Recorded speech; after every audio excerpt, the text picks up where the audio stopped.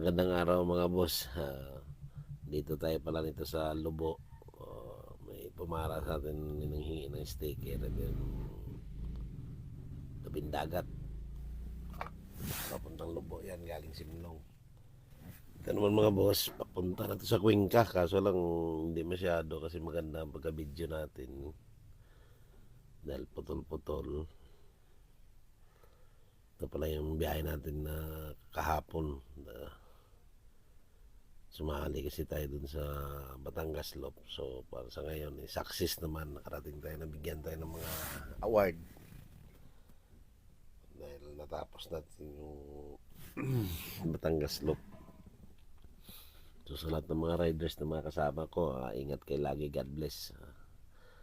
Sa mga nagsasabi pala boss na wala tayong lisensya, kumpleto po tayo mga boss.